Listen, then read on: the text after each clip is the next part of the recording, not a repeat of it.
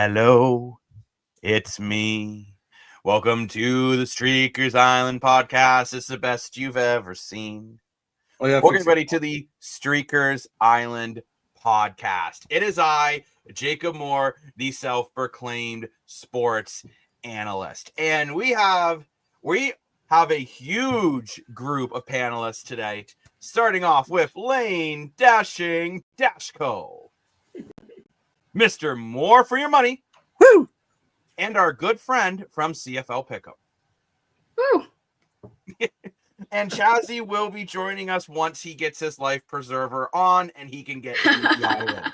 So we had a huge game tonight. I would say both these teams were borderline desperate for a win, but I don't think there's any team more desperate for a win than the Edmonton Elks. No. And they succeeded and got their first win of the season. So Edmonton's got to be feeling pretty good right now. Oh, yeah. 100%. And, I think Edmonton's got to feel good because they did this in all three phases. You know what? They got scoring from their offense. They got scoring from their defense. Not scoring from the defense, but the defense made stops when needed. And they were able to make plays with the special teams. So, overall, the Elks have got to be feeling pretty darn good right now. Yeah, 100%. We do, but we didn't like our third quarter. We didn't like our third quarter at all.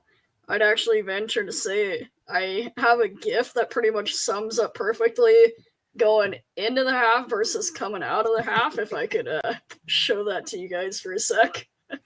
They had us in the first half, not gonna lie.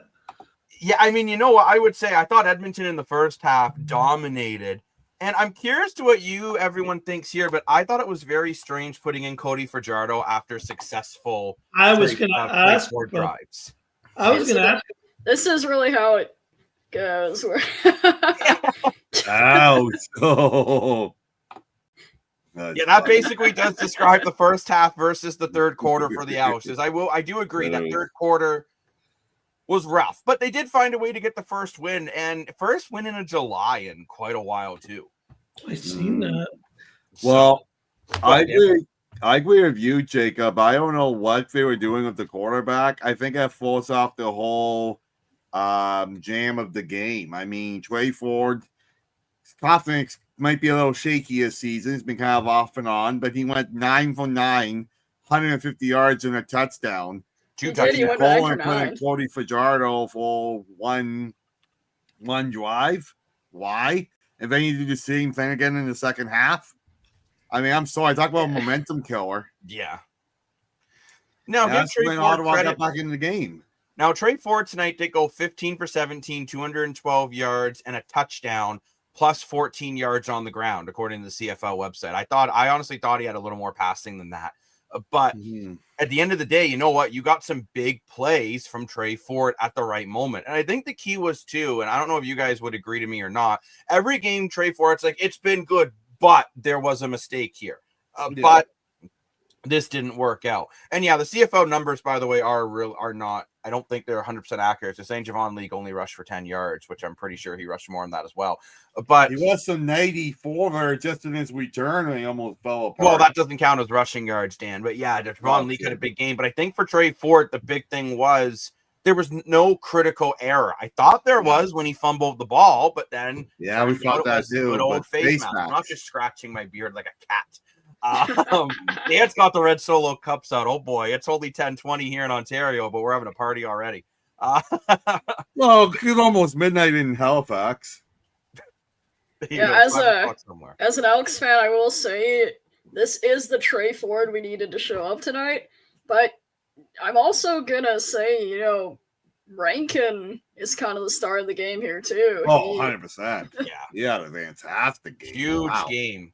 And he's better with interviews, as Jacob pointed out off camera. Which is funny enough. I did say that Rankin, his first interview was I remember last year was a little rough, but he seemed a lot more comfortable. But no, Justin Rankin, four receptions for 69 yards on 4 targets and a touchdown, plus 105 on the ground and a touchdown with that huge run of 74 yards. But you know what's even bigger than Justin Rankin running 74 yards? It's that Chazzy. For some reason, he's not showing up on our screen, even though I brought him in. But he's on the podcast today. How's it going, Mr. Chazzy? Somewhat. He's frozen, so we will bring him back in once it's unfrozen.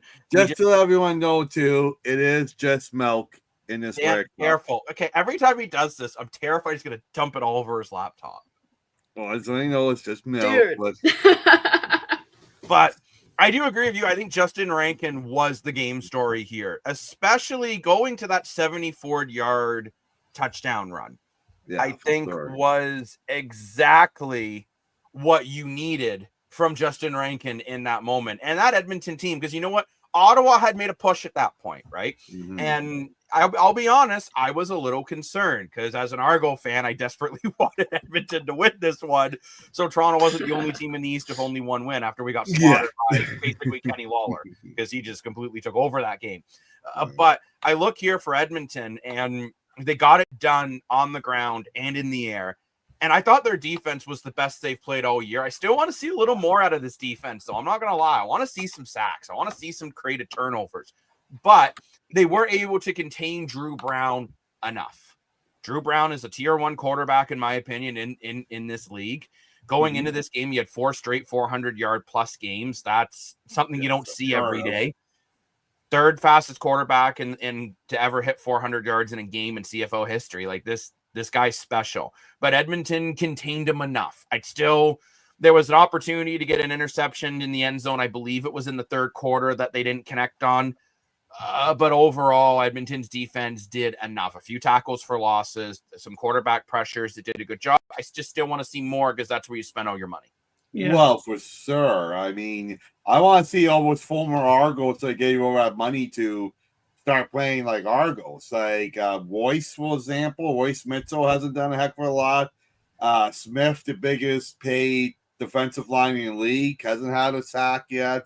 You look at Suezna, who I'm a little put off that we traded Gittins for Suezna. He only stayed for 1 year. But anyway, he hasn't had a sack yet. Like, there's a lot of key, I'm probably forgetting about a couple players too. There's a lot of key players on that defense who are Grey Cup champs, and they haven't got a sack yet in 4 games. Like, we got to step it up here. I don't think I intercepted a fumble either. I don't think they do have 1 sack this year, I believe, from Mr. Suezna.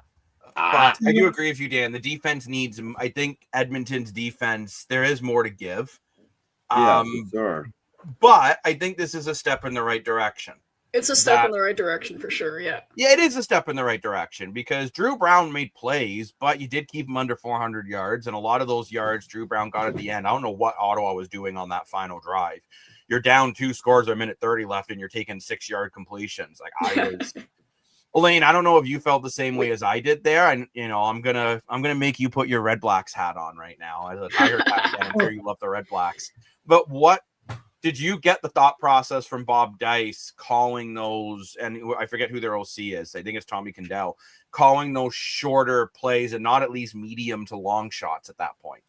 Well, my big takeaway, honestly, from this game, and I think the game story is Pimpleton and being offside. Like, I don't know what the communication from the offensive line to the wide receiver. I saw so many times. It seemed like the RedBlacks would start to make a comeback here, and then they got the closer they got, and then it doesn't. I know it doesn't seem like it, but one play here, one play there, where you're getting sent back 5 yards. I could see the frustration on Drew Brown at one point where you could vividly hear a word that you can't say on StreamYard, but he was pretty loud on the TV, and I can understand the frustration. He's trying to play with his team here, and his team's constantly in bad communication. I don't know if that was the air horns or just the loud from the Elks Stadium today. The fans were pretty loud there tonight, but I just thought it was kind of a setback. I just felt like they got to be more communication because I just noticed there's too many times there where they're just not getting the ball off in time. They're not getting their ball set. They're not getting they're offside way too many. Like I noticed it way. I was like, well, there it is again. There it is again. Yeah. There it is again. Yeah, just a bad communication there from that offensive line, and just kept even though it's 5 yards at a time, just kept happening at key times. Yeah, but trading second and longs are killer when it in 3-down football. And Ottawa and on 9 penalties took 118 yards in penalties. Like you took more penalty yards than you rushed. If you're the RedBlacks, the RedBlacks rushed for 89 yards. How many of those were just offsides? like one the offsides, 2 face masks at critical errors for Ottawa. And I think Edmonton's got to be happy they won this game, but Ottawa feels like they lost it here with critical errors. Now, there's another question I had, because they did say this was the first time they called that new rule. I didn't like it. I'll be honest.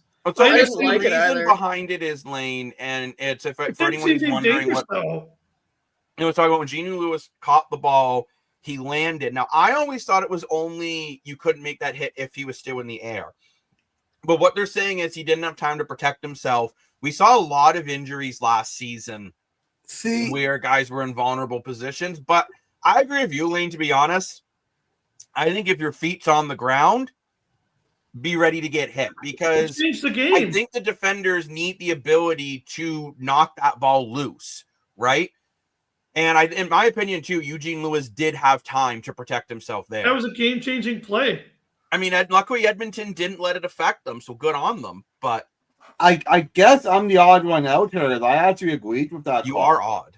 I look at it. I'm not a fan of penalties. I love physical play. But you gotta protect the players and superstars. Where every person's important. Like you gotta protect all the players in the league. And Jacob, I forget this name. I want to say Addison, but that's not correct. Who was You're the thinking player? of Jalen Acklin last year? Thank you, Acklin. You look at Acklin, who is arguably a franchise receiver, and his career ended. I mean, these are people's humanly lives we're talking about. This is livelihood, right? So. Yeah, I might flip the field a little bit here and there in the play, but I think player safety should be most important. We're all just protecting the quarterbacks, which is great, but I think we got to protect the wide receivers too. I said it was a weird call. I think once your feet are planted, it's fair game. When you're up in the air, I can totally see it. No, but he didn't have any time to protect himself. I see it differently. I see it differently too. I think he had time. So I'm the odd one out. That's okay. We're still all friends here on the island, so it's all good. No, we're not. I don't want to any more damage. Yeah. And one thing about Edmonton, too, that we're starting to do right this season that not many people talk about is we finally have pieces that can return the ball. Last year we were getting stopped at the 20 all the time. Now we're actually reaching the 45, 50. We're getting those returns. Makes a difference. Mm-hmm. Huge difference. Especially for the offense. When you're starting your offensive drive at the 40-yard line versus 20 or 15, for example, right? It's a couple plays on your drive right there, right? So it makes a huge difference for sure. And you look at how good Leak is. I mean, I really liked Leak as Largo, and then we had to cut him just because of salary caps and different things, right? But he's really found his home in Edmonton. That's for sure. He's like a franchise player for Edmonton. Oh, yeah. He's a great dude. Oh, it looks like we're going to have to go Toronto Maple Leafs talk a little bit. We always seem to end up to the Leafs no matter what happens. 100%. And Francesco, you are late, but as long as you give me a slice of pepperoni at some point, it's all good. I would love a slice of pepperoni. That's pizza and berry, that's for sure. The whole Marner situation, I'm going to say this right now. I'm just glad it's done. Yeah. I was sick and tired of hearing it. I was sick and tired of reading about it. And I just wanted Marner. And truthfully, I didn't want him to stay, but either stay or go, right? And Brad Treliving in the last minute was able to get something for him. I don't know. I'm fine with how it all went out. Although the way Marner did talk about how he's always wanted to be in Vegas and this deal was taking a long time, which he said that in his presser, is now causing controversy yet again, saying, well, was there tampering involved? Which everyone tampers. That's just a thing that happens in sports, right? But at the end of the day, Toronto got who they got, which in Nicholas Waugh is a good bottom six forward, better than nothing. Yeah, honestly, I'm happy that it's here. I'm happy that it's done. I don't know, Lane and Dan, if you agree with me. I know you guys were a lot more put off than I was, but I'm put off about how it happened. But now that it's happened, I agree with you, Jacob, 100%. I thought we would be lucky to get a fifth-round pick in return. And we didn't. We got Nicholas Waugh, or Roy, however you say it. Which I think is very underrated. He did get 40 points in Vegas before as a third line center. And he's also a very good third line center. He's physical. He's good at face-offs. He's scrappy. I think he's exactly what Toronto needed. We were hoping to get this in Scott Lawton, but we didn't. So I'm actually okay with it. Oh, I'm curious here in the comments. I mean, some people are unhappy with the way, well, it doesn't particularly like the trade. I look at it. You were going to lose Marner for nothing. You had to get something for him. And getting Nicholas Waugh a fair trade for Mitch Marner? No. But an expiring Mitch Marner contract you're about to lose for nothing, it's better than nothing. For sure. Yeah, I agree. Like, at the end of the day, like, you could have said, well, we want Shea Theodore, but all they have to do is be like, we just won't sign him. You know what I mean? Like, at the end of the day, even if you went up to them and blackmailed them to the 9th degree and said, give us Jack Eichel, well, now we're not going to get this contract, then they just go, okay, we just won't sign him then. And then you get nothing. I do see Francesco's point about potentially getting a first-round pick, because let's be honest, the Leafs prospect pool is pretty bad. We need first-round picks desperately. He really is. Besides, after Easton Cowan, especially, too, you just lost Alexander Steeves. Yeah, Easton Cowan should be good. I'm not denying that, but it's basically the whole entire farm system is relying on Easton Cowan right now. He needs to be the Connor McDavid for the Toronto Marlies. So and next year, not this year coming up though. He's got to go back to juniors. So are the trade haters feeling this way because of Matthews? Like, no. Matthews and Marner are not McDavid and Draisaitl, guys. No, but you know what? I 100% agree with you. McDavid and Draisaitl, at the end of the day, which I don't know if you agree with me or not, I thought they underperformed in the Stanley Cup Finals, they got them to the Stanley Cup Finals. Matthews and Marner can barely get the Leafs by a round. There's a big difference between those two. And also, too, Connor McDavid, every year you say he's the best player in the league.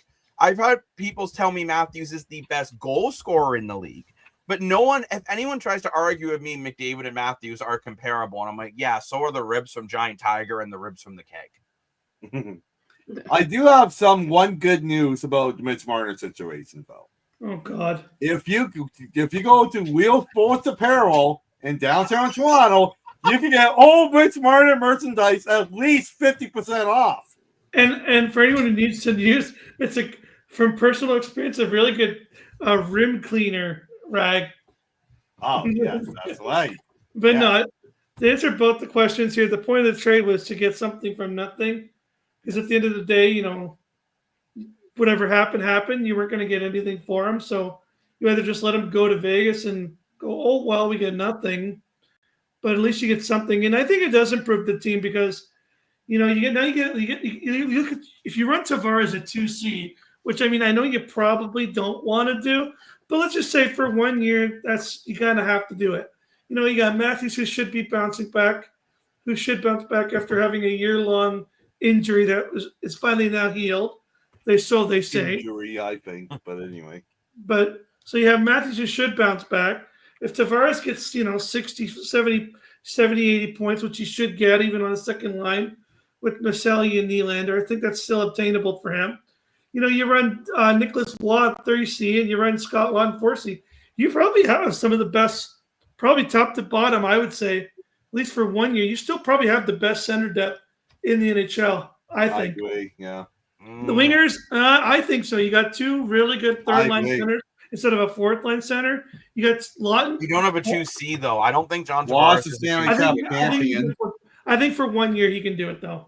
I think he can do it until trade deadline. And that if the Leafs don't, this always turns into Toronto Maple Leaf talk, but if the Leafs don't bring in a second-line center by the deadline, I would be very disappointed. But it does bring up a lot of salary cap freedom.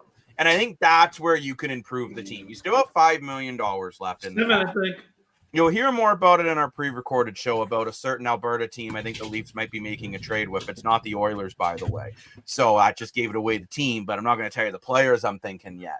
But there's still moves to be made. And look at this long comment. It's freed up 17 million.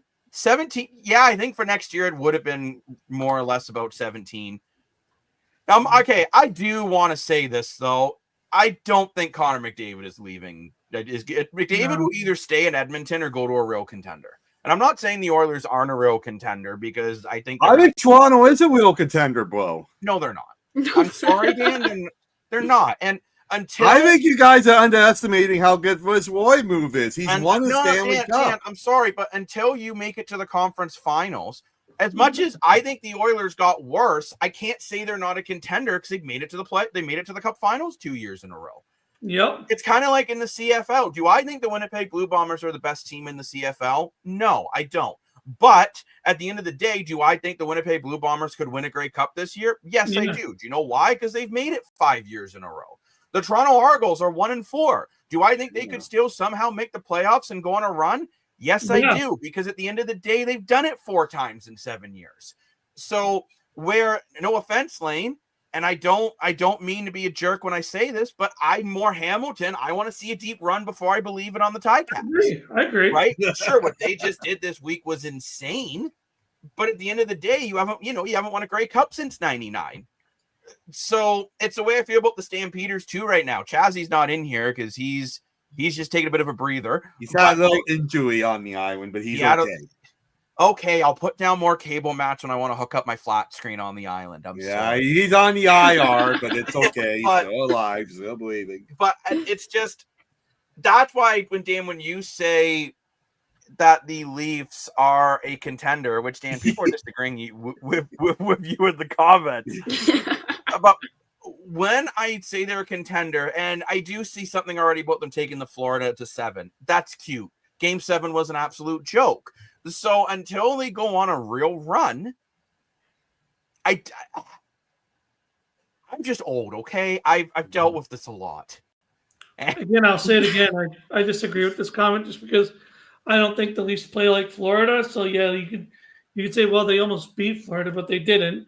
And even Roy is a Florida type of player, though. Okay, I followed Vegas in their Cup ones, and this Roy is a special dude. I mean, and I think Marner really divided the dressing room this year because I think he knew before the Rantanen trade request that he was going to leave Toronto, right? So I think he really divided the dressing room. So you get Marner's negativity. I'll just say negativity here on the air instead of something else. You get his negativity LA dressing room.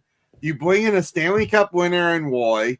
I do agree they got to make another move at the trade deadline, but I think you got in the right direction. You got 7 good defensemen under contract, better than good, actually. Really good defensemen under contract. You got a goalie and a half under contract. You're telling me that defense is better than Florida? It's not. You guys also forget they bought a horse. They actually did. They bought a horse and a horse guru whisperer. So when they and I'm not even joking. You can actually look this up. They bought a horse whisperer. So when Game 7 happens, they're gonna go talk to the horse, and the horse is gonna be like, "When Game 7?" Yes, they did actually buy a horse. What? They bought a magical horse with a horse was supposed to when they're negative feelings, they're gonna go talk to the horse, and the horse is just gonna be like, I love it. See, that doesn't count against the cap. I've had to talk about previous episodes before. Why doesn't Maple Leafs bolster the team and spend the money they have? Because there's a cap, so you can't spend it on players for the biggest $1 billion NHL franchise. They can it's a magical horse. Do it. As Jacob would say from Company Time, our favorite band, half horse, half man. Literally, yeah. Did you guys spend more on the horse than you did on any of the players? Oh yeah, 100%. On my set, baby, and this is why. What the word I can't say on the island or on a Sunday? Come on. And I'm sorry, but yes, I want to believe. I would love to believe. I really would. Until they do it, I won't. Until they go to the conference. Everyone's saying they could have beat Edmonton. Well, great, but you got to get there first. That's like saying if I lost 200 pounds and worked out for a year straight, I could be faster than Usain Bolt. Sure, in theory. But that's not the way the real world works. Okay, everyone put down your controllers. EA25 has been shut down for the night. No. Toronto right now, unless they make another big move, Tavares as your C2 is not good enough. Yeah, do I think 80 points isn't good enough with the second center? They're better than Winnipeg's. Not comparable, Dan. Winnipeg's for second line center hasn't played in 3 years. Who scored a game-winning goal in game 7, a game-tying goal in game 7? It was your second line center that you don't think is that great, and Adam Lowry. I don't give a two whatever behinds about getting 77 points in the regular season. Good for you. That's how I feel about it. Until you do it in the playoffs, good for you. Right now, okay, you guys are going to be absolutely infuriated with me right now. I'd rather have a guy like Connor Brown right now because I'm going for a playoff push, who in do or die games scored goals. Sam Bennett had how many less points than John Tavares in the regular season? Like 25. What happened? He got the Conn Smythe. Now you hope. That, I think of what Dan's trying to say. I will preach, brother. I think what Dan's trying to say. That you're hoping Nicholas Waugh could be a Sam Bennett 2.0. And maybe he can be. Maybe he's a guy that I think he could be. I really do. I think he's underrated. And Sam Bennett was traded to Florida from Calgary. They were in a similar career situation. Where it was like a 30-point guy who was undervalued. He got traded for nothing. Everyone was like, Florida's stupid for getting this guy. I'm smart. And then no, you're not, because Sam Bennett's actually a good player, which I knew from day one. But I did too. Point. Yeah. But my point is, you're hoping, and I guess you're hoping that Nick Waugh can find that kind of magic. Then maybe he can go to Toronto and become a Sam Bennett in the future. Maybe he can be a playoff guy that goes up there, makes a big hit, scores a big goal, gets the points in the playoffs, takes some pressure off the top guys. I actually do kind of weirdly think that the Leafs roster this year is almost like Edmonton's roster like this year, like coming in like a little bit, like comparable. Like we almost got your two players, like you got your Nylander and you got your Matthews, and then you got kind of like your Ryan Nugent-Hopkins, Tavares, and you got your third or fourth lines where it's going to be like, they're better than last year. They're not 900K guys. They can step up a bit. You got Dome, you got Law, you got Waugh. You got a better bottom six this year because you had a little bit extra cap. I still would like to see their top six move. I'm not saying I wouldn't. Yeah. But if they could get a decent guy in there, I mean, they still have tons of time. Like I heard Treliving say, this roster is not going to look good until September 6th. I truly believe that. Yeah, I agree. Yeah. But Edmonton's fourth line really dominated in I'd say especially the third round. Like you got to have those Victor Holloways and stuff. Toronto doesn't have like a Victor Holloway or anything like that. Well, because the Toronto fourth line did well against Florida, but at the end of the day, and I hate saying it, they didn't find a way to get any goals. I do agree with Francisco. We did say whoever got that series would, you're saying eventually win the Stanley Cup. They would have definitely made it to the finals. You feel between Toronto versus Florida. That was the Eastern final. Because Carolina was just a speed bump we had to watch, unfortunately. Yeah, I call it that. Now, mind you, they're bringing him Nikolai Ehlers. Maybe that's different. And people have made the argument with me too. If Anthony Stolarz was healthy. Well, I'm sorry. Edmonton made it to the Cup finals with Stuart Skinner and Calvin Pickard. And I think they're going to try to do it again. Because there's no goalies available, right? So I was in the unpopular 1% when I said I didn't think goaltending was Edmonton's biggest issue. I actually thought it was defense during those playoffs. And I get everyone, people can think I'm crazy and that's fine. But I felt there were games. Stuart Skinner almost stole the Dallas series with those back-to-back shutouts, right? Calvin Pickard did go on a 6-game winning streak in the Stanley Cup finals. Evan Bouchard, a guy that's paid $7.5 million, forgets he's a defenseman half the time. Yeah, he gets paid 10.5. Now, maybe Evan Bouchard, maybe that contract will age like fine wine. Maybe it'll age like milk. I don't know. But and then lean back to your comparison. This might sound weird. Matthews is not comparable to McDavid. I think Nylander is comparable to Draisaitl. That's the only difference. I think I'm just saying it just feels weird. I don't think Tavares is as good as Ryan Nugent-Hopkins. But Jacob, don't you kind of feel like especially this year, it feels like they've gone in polar opposites where it's like Edmonton's kind of top loaded their lineup with Bouchard. Yeah, I do. They've gone to a core four, which I don't like. It feels like the teams have switched identities here. But what are they feeling like in Alberta right now about Edmonton? I mean, they lost a lot of players in the offseason. And I don't know, they're hunting for a goalie, but it's not happening. It's not happening one bit.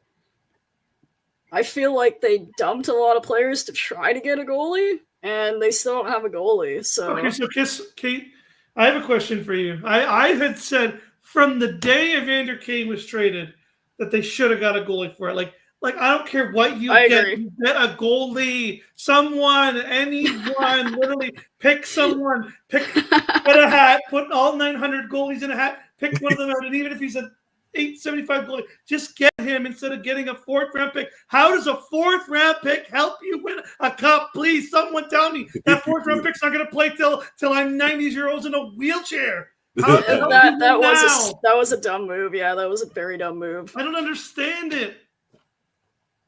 However, maybe that 4th-round pick was a goalie. Maybe that goal. No, I'm just kidding. I do agree with you. You're going to get a 4th-round trading Evander Kane. I thought it was going to be Kane for Shelovs. That's what I thought. That would be great. Lankinen. Get Lankinen. Edmonton's going to go with Lankinen and Demko because as much as they gave Demko a lot of money, I don't know how much confidence they have. Back to the comments a little bit here. And Dan Francesco was going to be very angry if you thinking that Joseph Woll is the starter in the NHL. Because Dan hates it. For anyone who hasn't seen it, Dan would not take Joseph Woll out for a nice birthday dinner. He is not a fan. But I do agree with you, Francesco, about the missing puzzle was the 4th line. Kind of like how we were just talking about Edmonton's 4th line. At times, actually stole some things. It did, yeah. Victor Arvidsson was great on the 4th line. He's a great player who got traded to Boston. I think he's going to have a 30-goal year in Boston. I feel like Lawrence Lawton and Yarncroc as a 4th line. I think that could be good. Me too. It could be, yeah. I mean, they had some good moments. I would have liked to see them turn some of those moments into goals. 3rd line, he goes to 4th. Everyone's forgetting, yeah. But now you're getting Lawton on the 4th line and Lawton is could be, once he finds his mojo, he could be a 20, 30-point player. He just has to find his game. Yeah. He's done it. He just has to find his magic, And well, I do agree with you personally, and I'm sorry to Oiler Nation, but I have not been a fan of their offseason at all. I think Trent Frederick was overpaid. I think you needed to go get a goalie. I do agree with what we're saying here. If you move Evander Kane to Anthony Shelovs, and people might say, Jacob, Anthony Shelovs isn't proven. You know what he's proven? AHL playoffs, he dominated. Yeah. World Cup of Hockey for Team Latvia, he dominated. Yeah. Even when he came in for the Canucks in the playoffs the year they made it when Demko went down, what did he do? He played really well. Having the odd off game, but overall, played at a very high level. So the problem is now you look at Edmonton. Who are they going to get in that? You got Jake Reimer. I'm still waiting for Jake Ottinger. That's the only thing I can think of. Ottinger's no move is now reinstated. Why not? No move? He's got a no move now. You missed the vote. You have to get it done before July 1st. Unless he asks out. Come on.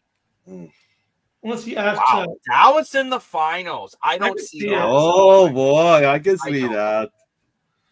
You say they're a perfect team, Francesco, but if they're perfect, then why aren't they able to get it done?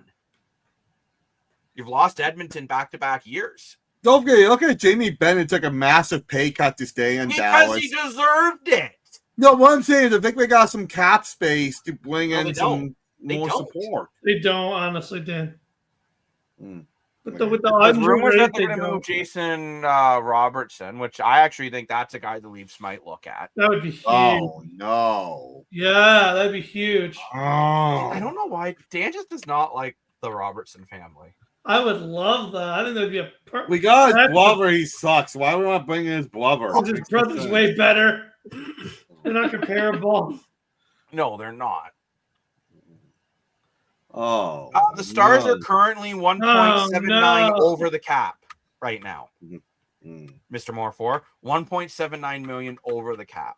The next year they have 28 million in cap space projected right now. I see Frisco's point for. I think Dallas is right there. I really do. I think we're a really good team. I don't know. Exactly. For years now, back in lockouts. I actually think they're missing a true first. Well, maybe not true first line center, but I think they're missing like top 6 center. Because they got Matt Duchene. They got him really cheap. But Duchene is like Tavares. Yeah, he's better than Tavares. No, not really. I love Tavares. I don't think Matt's the same person. Dallas's big question is, I think it's their defense. Does Heiskanen play the way he's played in the past? You know, what is Thomas Hardy? What's Thomas? Yeah, but what's Thomas Hardy like after a dominant year? Does he go back? Does he not? No, what's Labushkin like? And Matt, actually, another big question mark there is Matt Dumba. What does Matt Dumba do? And I do agree they've been knocking for years, but you could argue the Leafs have been knocking since '66. They've gotten close quite a few times. Well, like I don't know, but the East is harder to compete in. Like Carolina's been knocking for years too. And I think the only thing that's been killing them is the penalties have been killing them, and their net minding. I guess I think they kind of panic something in the playoffs. But Carolina's not far either from being a contender.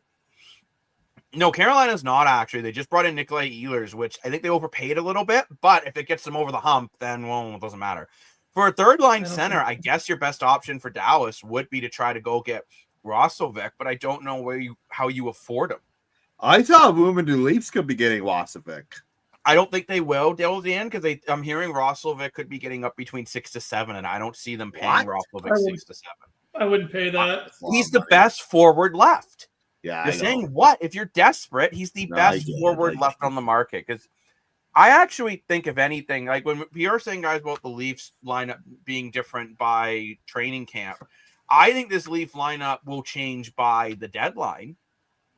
Yeah, for sure. But actually, I am curious to see what Carolina does this year. Does Nikolai Ehlers do enough to get you over the hump?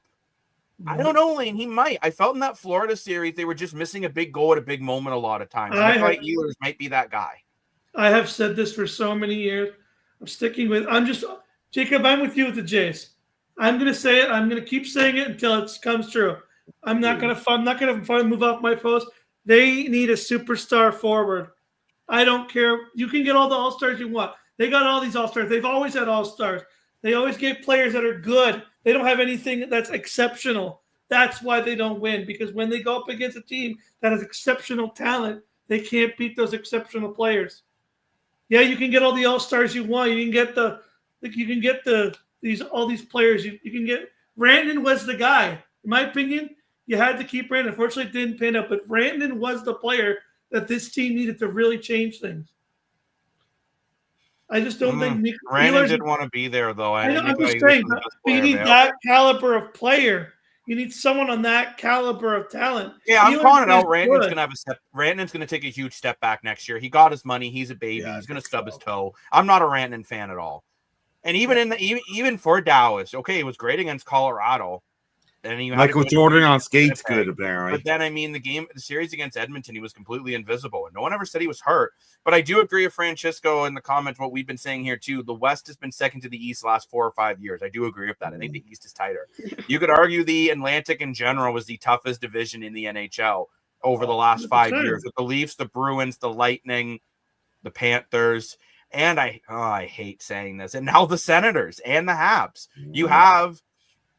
I don't think Boston will be this bad next year. I was just going to say, I think Boston's going to make the playoffs. I think he remembers as a goalie, his job is to stop pucks, unless Edmonton goes and gets them, which I've still wondered, does Edmonton flip? And this might hurt Edmonton's ears. They're the Oilers nation. Do you flip Ryan Nugent-Hopkins to go get Jeremy Swayman? Do you convince him that wave is no move? Because I really do feel with Edmonton, especially since they did not upgrade their defense, you need a goalie that's going to be able to be better than okay. And I think Pickard and Skinner were okay. They're going to need more. Call me crazy here. Pickard was okay. Skinner was lucky. Yeah. The Skinner, the way he plays, kind of hurts my brain. He's kind of just all over the place. It hits him sometimes. But call me crazy here, but you look at his no goalies in free agency. You look at his no goalies. There were goalies. Trade. I know, but now. Why not offer Montreal an offer seat and get Dobis, right? I know they can't now because he got signed today. But is there another young goalie out there you can throw an offer sheet to? Not really.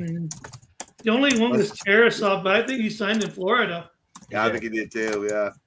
I see your point, both the Leafs being bad and fourth line, but like I don't know, you missed your mark on Gibson. Gibson was, how many times did we say John Gibson's your guy? Yeah, you let him slip out of your fingers, and then it was this guy, and then it was this guy, and then they just kept sitting there and not focusing. I feel like Stan Bowman is sleeping right now. He took too many sleeping pills. He needs to wake up and pick up his phone. Like, I don't know what this guy's doing. He's letting players. I really hate what Edmonton's done on the offseason. They basically added nothing. They're losing all their key players that got them far in the playoffs. They lose Jeff Skinner. They lose Corey Perry. They're losing all their this bottom. Victor Arvidsson.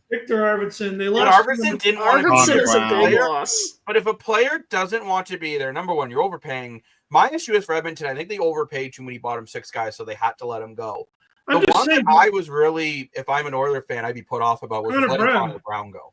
Oh, how does that slip? You let all these players slip from your hands. Connor Brown is such a good role player, and too. Him and McDavid have been friends for years. The only person you kept was Kapanen. Which, I mean, Kapanen had a great playoff. I didn't understand why he was in and out of the lineup. But again, he's a healthy scratch. Like, is this guy going to be – I don't know.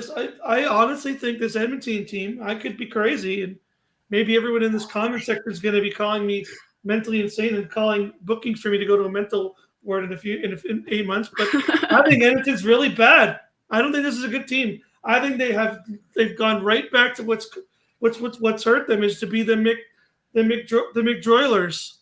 Oh, the McDroilers again. But the problem is, Lane, who was available in free agency for a reasonable price? Not free agency. Just bring back the guys you had. You couldn't though. You could have gone Nick Bustad for $900K. I don't think that was a great signing of St. Louis. I don't think you want to come to Edmonton. Offer $3 million and say we'll let you ride the roller coaster in the mall every day. Yeah, give you priority tickets. I don't know. Find somebody. There was all these players. I'm sitting there watching this guy get some. They obviously players got signed because we would have had sitting there and done nothing on July 1st. Oh my gosh, that was not as tough as the draft. Yeah. I'm just saying. You bring up my point. The Oilers have 176,000 in cap space. What would you like them to do?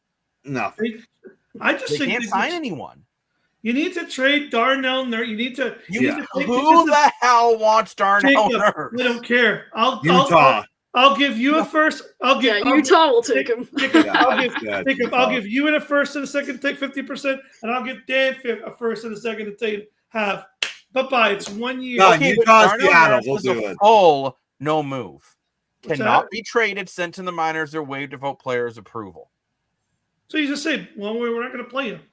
Unfortunately for Edmonton, I think they have to run it the way the team is for now and just pray that Connor McDavid comes back next year when you have cap space. Now, mind you, here's the weird thing for Edmonton. So they're projected to have, I'm just scrolling back up, it's not scrolling very fast, $45 million in cap space next year. That's a lot. That's all fine and dandy.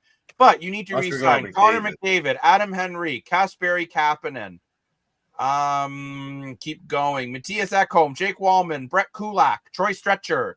And you need two goaltenders, which you need two goaltenders either way. But my point is, sure, you have cap space, but let's be real here. McDavid, takes 18 of that? Probably. If Draisaitl's getting 14, if Marner and Rantanen are worth 12, McDavid's got to be worth 16, 18. So all of a sudden, that cuts down to like 27, 28, and you got to replace an entire defensive core. Yeah.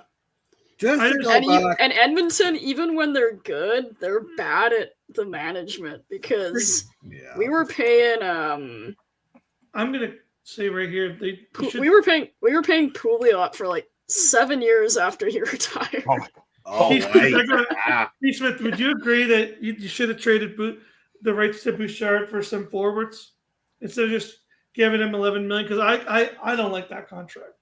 Maybe it'll age good. Maybe I'll look crazy. I think you should have traded Bouchard's rights, maybe the rights for Bouchard for a goalie, or bring in a forward.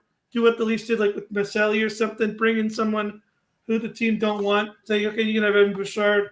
The rights to that contract would still be worth something because he's a RFA. I don't know. I don't like this $11 million contract for Evan Bouchard. I really feel like that signing has taken them a spot they don't need to be in right now.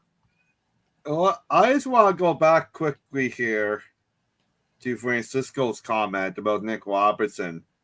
If you could somehow get him on 1 year at $2.5 million, that's possible. Might be a good fourth line solution. We won't get that in arbitration, though. Yeah, that's a problem. What do you think he'll get though? Like he barely plays. Yeah, but He's when going in plays, arbitration, he averages a point every 3 games. He's going to probably get an arbitration, which everyone else is getting. I don't know, 2.5, 3 mil. That's not bad for 1 year. Toronto won't pay him that though when you only have $5 million in cap space.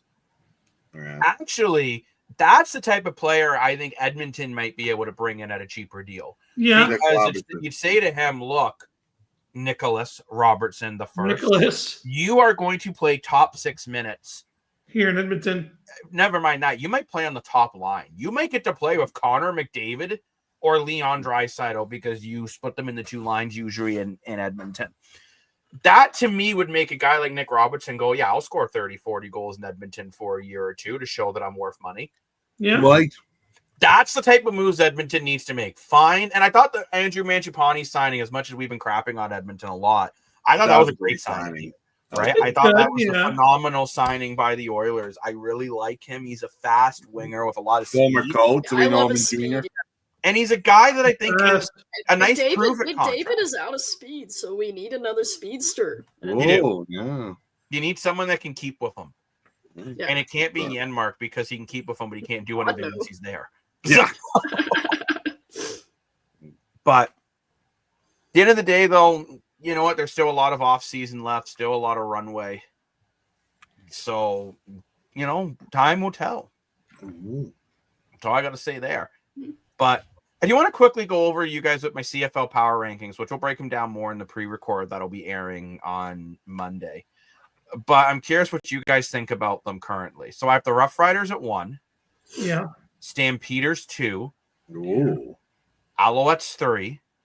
Ooh, we dropped. Bombers 4. Yeah. Ticats 5. That hurts. Yeah. Lions 6th. Argos 7. Elks 8. RedBlacks 9. Oh boy. And I'll be honest, I really debated on flipping the Elks and Argos. I was going back and forth. Yeah, I was gonna ask, why are the Argos 7? The reason why I have the Argos at 7 is because they have 9 starters out. That is kind of my only. Where are the Lions again? Okay. Lions are 6th. I would maybe switch Argos and the Lions.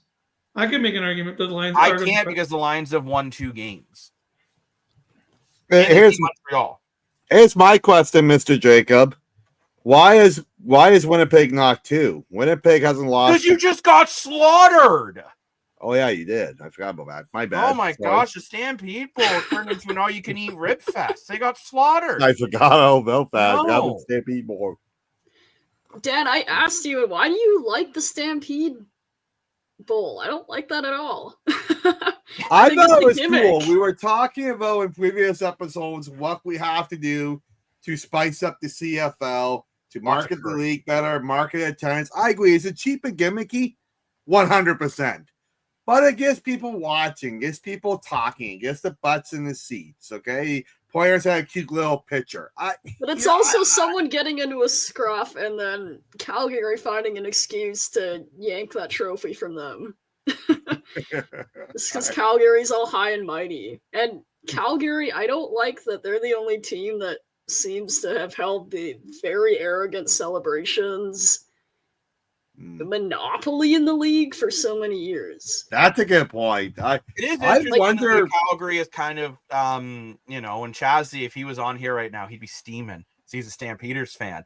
But the Calgary group seems to still think they're like this legendary team. And yeah, they were great 15 years ago. But like the last couple years, they've been abysmal. Like they've been bad. And I even. If it wasn't for getting in Vernon Adams Jr., I don't think they'd be a good team this year either. No. Call me crazy, but I think Calgary has an attitude problem with Dickinson as the coach. I don't know why he's still in the organization. I really don't. And we've heard guys like Kadeem Carey comment how bad Dickinson is. And how. But I'll be honest, I think Kadeem Carey might have a little bit of an attitude problem himself. Well, I understand that now, right? But I don't know. I you talk about the cockiness and the over celebrating and stuff. I wonder if Dickerson has that to bring to the table, because I thought that even as a quarterback with BC back 20 years ago. Yeah, I know, maybe to myself, but anyway, I think that's why, I thought Dickerson was kind of a jerk back then as a player, right? The parents who first class acts like Damon Allen and Wookie Way and Anthony Calvillo, Dickerson was a jerk, in my opinion, between those guys. So. And also, too, I actually think if you're going to do the Stampede Bowl, why not make it Calgary versus Edmonton to continue to beef up that rivalry that much more? Because that's what I was Labor thinking Day too. Classic, and it's kind of like the way you have the Labor Day and the Banjo Bowl with Winnipeg and Saskatchewan. Hamilton, it's the battle of the QEW with the Argos right after Labor Day, right? The next game's always that one. So maybe you need to do the prequel to Labor Day Classic with being the Elks versus the Stamps, and they're battling for the Stampede Bowl. I just think if you're going to try to do that, or do you do it where every year a different team now until they win is going to come in to try to take that trophy? And if they win it, then they go on. I don't know. I'm kind of 50-50 on it. I get they're trying to. I just don't know if that brings in a younger audience or not. That's my only concern. I give them A for effort. I'm going to say this straight up. If you want to get young adults in there, cheap tickets, cheap beer, cheap hot dogs, they'll probably go. Because when we were in Ottawa, they had beer everywhere, food everywhere, and all of a sudden, I don't know, Dan, if you agree to me, and we were there, I saw a lot more people around our age than what I do in other cities. Yeah, I did too. I don't think it's the cheap beer brings people in. I think it's the atmosphere. I think having the football stadium right downtown, right by the movie theater, right by the main restaurants, right by the main shopping, right on the river, the canal.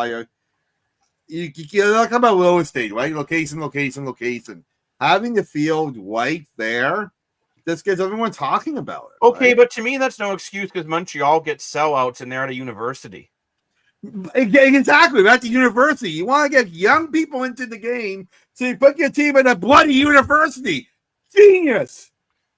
Mind you, I've argued, I know, Dan, you hated it. I've argued the Argos should just play at York University. I've argued they would get better attendance on a probably would, in all honesty. But I think Calgary, though, a bigger thing for them is to try to get attendance. Man, that stadium needs massive improvements. It is gross. I've never been to it, but I've seen things online, and it doesn't. Maybe I'm wrong. From what I've heard, it's probably the worst stadium in the league. Oh, by far. Yeah, I know Edmonton Stadium is old, but I believe they're doing renos to improve it. And we get to go heat up. We have a heating pad, so to speak. Oh, that's cool. Yeah. Wow, that's a great idea. Yeah, our concession is it's an indoor portion, and they crank up the heat in there. And a lot of times, especially in October, fans will go in there and just huddle in there, abandon their seats, watch it on the TV. We could. That's embarrassing for game. We're trying to get warm in October. They're cold in October. Lane in Edmonton, it would be cold enough. Oh, probably. Oh, for sure, Edmonton. You're thinking Toronto and Hamilton, where we get what we would consider California weather for Canada. Don't rub it in. I forgot we were talking about Edmonton. I was like, wait a minute. But no, I think Calgary, they need to just. I don't know. I think the league needs to do more marketing to young people. It's a big conversation we've had on a previous episode about fan engagement.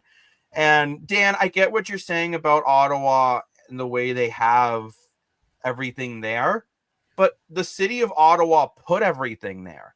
Those restaurants were not, because I was looking around and I was asking, hey, when did this open? Because if Dan Gray was here, he could testify to this. I've been an investigative journalist before. I didn't like doing it, but I've done it. And all their restaurants came in a year after the RedBlacks, for the most part, came in. There was the movie theater, but it pretty much was all built around the stadium. So maybe we need more help from municipalities to build more around these stadiums. I don't know if there's a lot around some of the other stadiums. I know Hamilton, you just go to Uncle Steve's house. That's basically what's there. But it's a cool vibe. I'll give it that. Toronto's got a hot dog vendor and maybe an ice cream truck, and that's about it. It's in a parking lot, basically. Yeah, but again, that's the only stuff going on when the X is on, and your highest attendance of the year is at the X. No excuse. Bring in food trucks. Do something. Not like obviously, well, they don't make money. MLSC can afford it. If you tell me they can't afford it, well, then go away. They can afford it. I don't know. Maybe I don't know if like BC. It seems like they do a lot near that stadium on game days. But so again, it's right downtown. From what I've heard, so does but Dan, Winnipeg's not downtown, and neither Saskatchewan, and they just bring the party to where it is. I don't know if Edmonton, Calgary is the same way. That's one I haven't experienced or really heard about. But Calgary, Stampede area in Calgary is pretty close to downtown. You correct me if I'm wrong with Edmonton, but Edmonton's kind of out by Rexall Place, correct? Yeah, we're actually right next to the old stadium, but it's nowhere near. It's nowhere near downtown, though. Well, exactly, about what 20 minutes away, right? Yeah. But how is Edmonton's like fan engagement? Do they do something pregame, or is it just kind of show up and eat a hot dog? It's more the latter. Yeah, it's not great. But it's interesting to see the teams that have better attendance are doing stuff. Montreal had their huge fan festival this week because they've been on a 3-game road trip. It looked awesome. It was almost a sellout. At Ottawa, it's a vibe down there. Hamilton, it's weird, but it's a vibe. And sorry, Lane, when I say it's weird, but it is strange to me that I can't even get parked. Hamilton's like small town America, but like, it's kind of cool. It feels like I'm going to like a big NCAA Division I game, kind of the way the 100%. It's sweet. And Saskatchewan and Winnipeg, they're not downtown, but they don't use it as an excuse, right? So I just think maybe the teams that are getting lower attendance, maybe they need to try to find a way to do that. They do, for sure. That's kind of my 2 cents on that. But I think, you know what, I look at just because you're in the middle of nowhere doesn't mean you can't do something. Like even have different theme nights, maybe, I don't know, do a car show before the game to try to get people in, do something. Cool. I don't know what you do.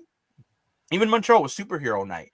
So they had a costume contest and on the whole 9 yards for superhero night on the weekend. That's kind of cool.